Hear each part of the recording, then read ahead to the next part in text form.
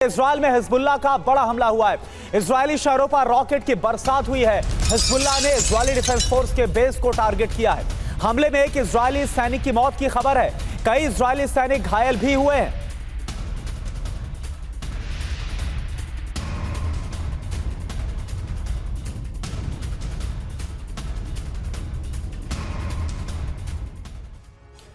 तो हिजबुल्लाह और उसके सहयोगी संगठनों के हमले की रेंज बढ़ गई है। 17 जुलाई को इजराइल पर हिजब, हूती और रेजिस्टेंस फोर्स ने सबसे बड़े विस्फोट किए। हिजबुल्लाह प्रमुख हसन नसरुल्लाह ने कहा है कि अब पूरे इजराइल पर हमले किए जाएंगे। जो इलाके अभी तक सुरक्षित रहे हैं वहां पर भी बारूद बरसाया जाएगा। दरअसल तेहरान के आदेश पर प्रॉक्सी संगठनों ने 3 फेज युद्ध की रणनीति को तैयार किया है। इसका उद्देश्य है इजराइल के शक्ति कनेक्शन को काटना, यानी कि धरती के दूसरे हिस्सों से संपर्क को काटना। इजराइल के विरुद्ध जल, थल और नभ में चक्रव्यूह तैयार किया गया। आप देखिए हिजबुल्लाह के इस ऑपरेशन से कैसे इजराइल का हाल गाजा जैसा हो सकता है। बीते 100 घंटे से इजराइल पर हिजबुल्लाह सहित बाकी प्रॉक्सी संगठनों के हमले जारी हैं।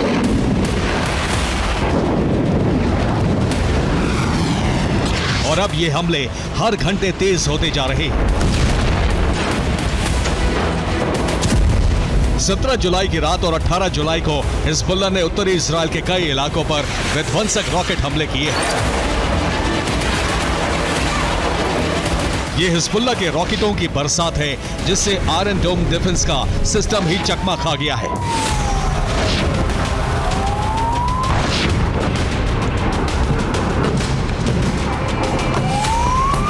हिजबुल्लाह एक साथ 20 से 100 तक रॉकेट फायर कर रहा है और बहुत कम दूरी से किए गए हमलों की वजह से इजरायली डिफेंस सिस्टम हिजबुल्लाह के सभी रॉकेट गिराने में नाकाम रहा है।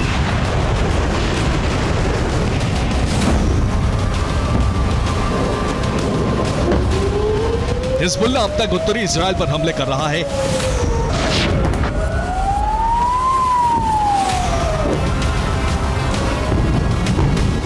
हिजबुल्लाह अब तक करियत शिमोना, शलोमी, शेबा फार्म्स, मेरोन, नहरिया जैसे उत्तरी इजरायली शहरों पर हमले कर रहा है। हिजबुल्लाह ने अब तक 55 किलोमीटर अंदर तक सबसे लंबी दूरी का हमला किया है। उत्तरी इजराइल से अब तक 90,000 लोग पलायन कर चुके हैं।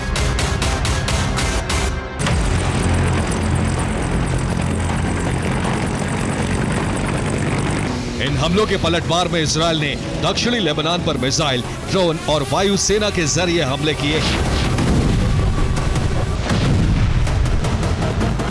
लेकिन 17 जुलाई को इजराइल ने पहली बार दक्षिण पूर्वी लेबनान पर हमले किए हैं।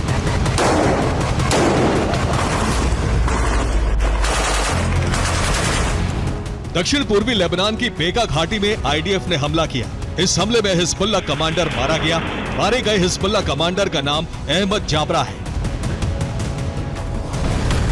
हिजबुल्लाह कमांडर अहमद जाबरा की मौत के बाद हिजबुल्लाह ने रणनीति में परिवर्तन का ऐलान कर दिया है।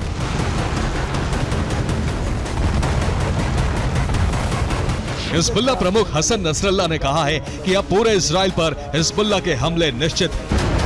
हिजबुल्लाह के पास 50,000 लड़ाके हैं और ऐसे हथियार हैं जिनकी रेंज में दक्षिणी इजराइल भी आता है।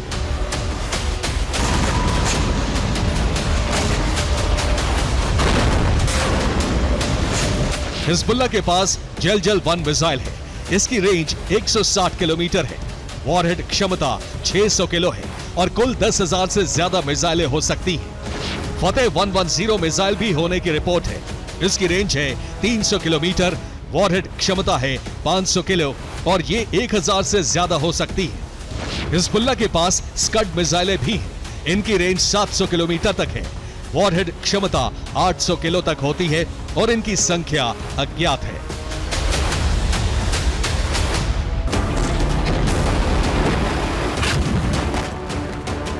यानी पूरा इजराइल हिजबुल्लाह की रेंज में है। हिजबुल्लाह ने इजराइल को बर्बाद करने के लिए 3 अहम रणनीतियां तैयार की हैं। इनमें पहली नीति है असुरक्षित इजराइल और विस्थापन।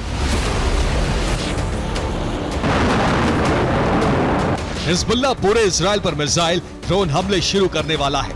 इससे दक्षिणी इजराइल तक के शहर धधकने लगेंगे। इसके साथ ही इजराइल के सभी शहरों से विस्थापन शुरू हो जाएगा।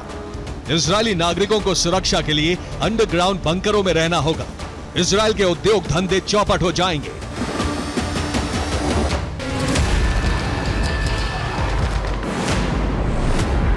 इजरायली धरती पर बारूद बरसाने के साथ ही हिजबुल्लाह और उसके साथी प्रॉक्सी संगठनों ने इजरायल का दुनिया से कनेक्शन काटने का प्लान भी तैयार कर लिया है।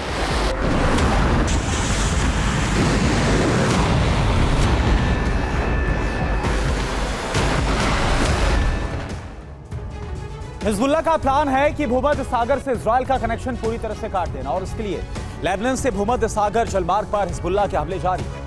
हिजब के साथ साथ लेबनान से इराकी रेजिस्टेंस भी हमले कर रहा है। इजरायली जहाजों या फिर इजरायल जाने वाले जहाजों पर यूएसबी और मिसाइल हमले किए जा रहे हैं। इन हमलों से इजरायल का हाइफा पोर्ट करीब करीब बंद हो चुका है। एक तरह से इजरायल का भूमध्य सागर से कारोबारी कनेक्शन कट चुका है।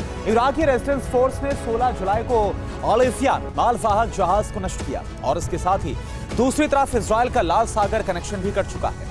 यमन से हूती संगठन इजरायल के इलात पोर्ट पर मिसाइल हमले कर रहा है। हूती के निशाने पर लाल सागर के होकर इजरायल जाने वाले या फिर उसके मित्र देशों के जहाज हैं। बीते 72 घंटे में हूती ने 2 मालवाहक जहाजों पर हमले करके उनको नष्ट कर दिया। एक तरह से इजरायल का लाल सागर कनेक्शन करीब करीब पूरी तरह से कट चुका है और 2 सागरों से सटे होने के बाद भी इजरायल लैंड लॉक नेशन जैसी स्थिति में इस वक्त पहुंच चुका है।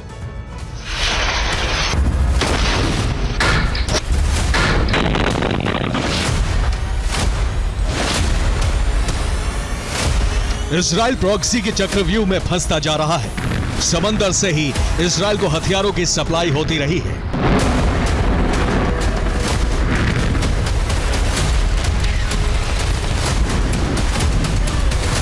अगर भूमध्य सागर का रूट पूरी तरह बंद हुआ तो इजरायल के पास हथियार मांगने का एक ही विकल्प होगा और वो है हवाई मार्ग।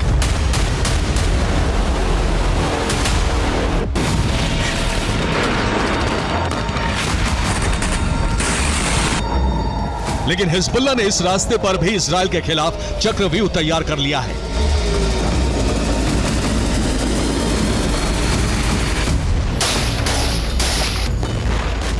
लेबनान, सीरिया, इराक और यमन में कई प्रॉक्सी संगठन सक्रिय हैं।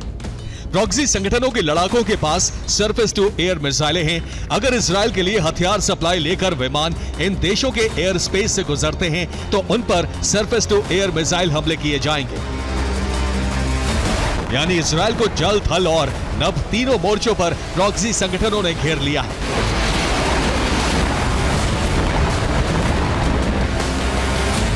अरब के सभी प्रॉक्सी संगठन इजरायल के साथ जंग में उतरने को तैयार हैं और इजरायल के सामने शक्ति आपूर्ति सहित जवानों का संकट बड़ा होता जा रहा है। गाजा की जंग में इजरायल को अपने मरकाबा टैंक और सैन्य वाहन बड़े पैमाने पर गंवाने पड़े हैं और अब उसके सामने सेना को फिर से पुनर्गठित करने की चुनौती है।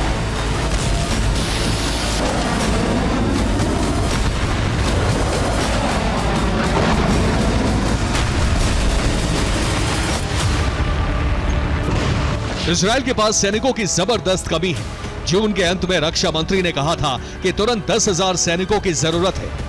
सैनिकों की जरूरत पूरा करने के लिए इजरायल ने अनिवार्य सैन्य सेवा की समय सीमा 4 महीने बढ़ा दी है। यानी सभी नागरिकों को 4 महीने ज्यादा सैन्य सेवा देनी होगी।